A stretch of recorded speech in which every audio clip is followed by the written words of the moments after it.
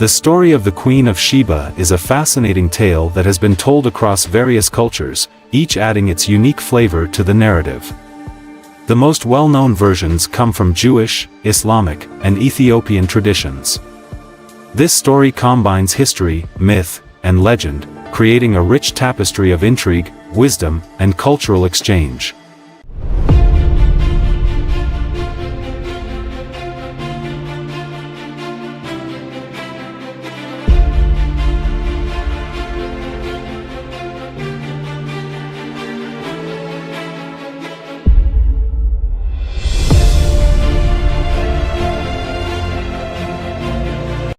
The Jewish tradition.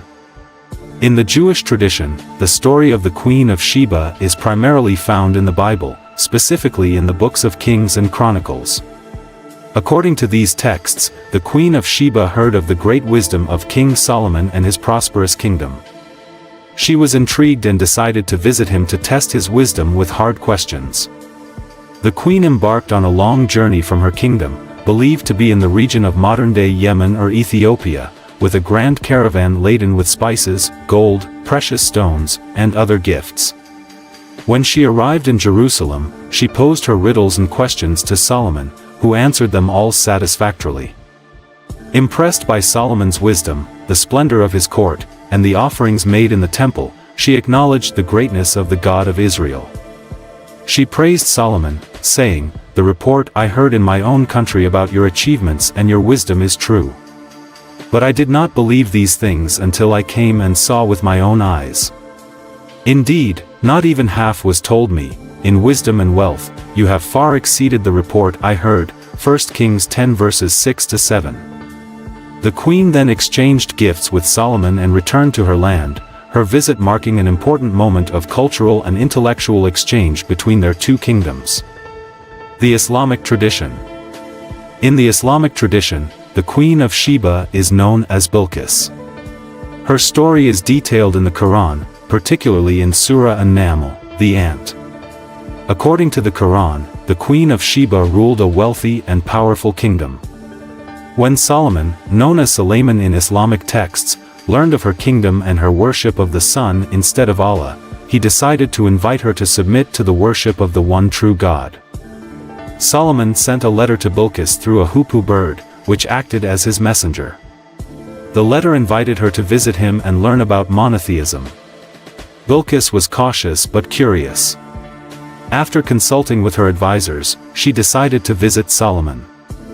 Before her arrival, Solomon demonstrated his miraculous powers by having her throne transported to his palace before she could reach it. When she arrived and saw her throne, she was amazed and recognized Solomon's divine favor and wisdom. The encounter with Solomon led Bilqis to abandon her idolatrous practices and embrace monotheism, acknowledging the greatness of Allah. The Quranic account emphasizes themes of wisdom, divine favor, and the importance of true faith. The Ethiopian tradition. Perhaps the richest and most elaborate account of the Queen of Sheba comes from Ethiopian tradition. This version is recorded in the Kebra Nagast, The Glory of Kings, a 14th-century work that is central to Ethiopian national history and identity. In the Ethiopian narrative, the Queen of Sheba is called Makeda. Her story begins similarly to the Jewish and Islamic traditions, with Makeda hearing of Solomon's wisdom and wealth and deciding to visit him. However, the Ethiopian account adds many more details and elements to the tale. Upon arriving in Jerusalem, Makeda is not only impressed by Solomon's wisdom but also by his personal charm and hospitality. Solomon, too, is struck by her intelligence and beauty.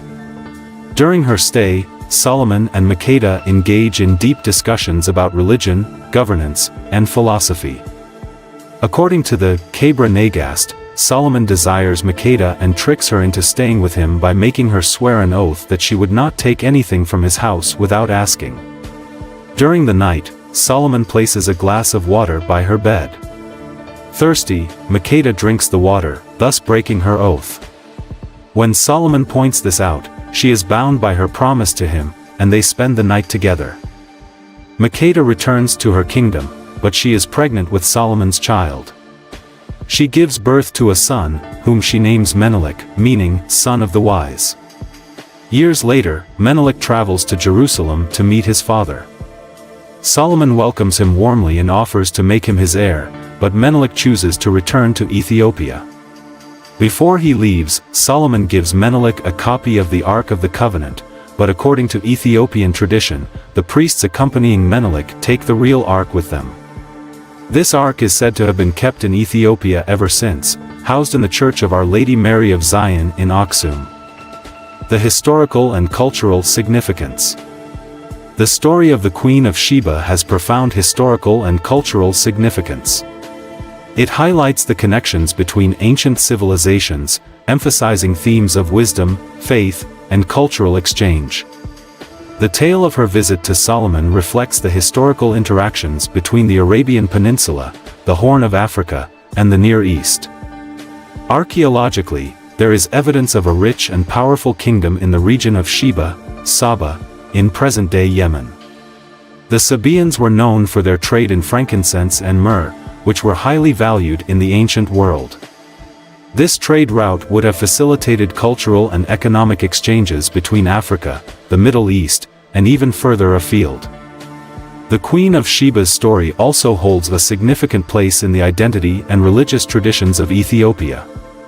The Kebra Nagast not only ties Ethiopian kingship to the biblical narrative but also legitimizes the Solomonic dynasty, which claimed descent from Menelik I and ruled Ethiopia for centuries until the fall of Emperor Haile Selassie in 1974. Legacy and modern interpretations. The legacy of the Queen of Sheba endures in various forms. In literature, art, and popular culture, she is often depicted as a symbol of beauty, wisdom, and mystery. Her story has inspired countless works, from medieval European manuscripts to contemporary novels and films. In modern times, the Queen of Sheba remains a powerful symbol of female leadership and wisdom.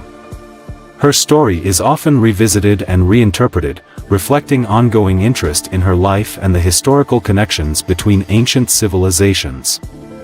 The Queen of Sheba's tale, whether viewed as history, legend, or a blend of both, continues to captivate and inspire. It serves as a reminder of the rich tapestry of human history and the enduring power of stories to bridge cultures and eras.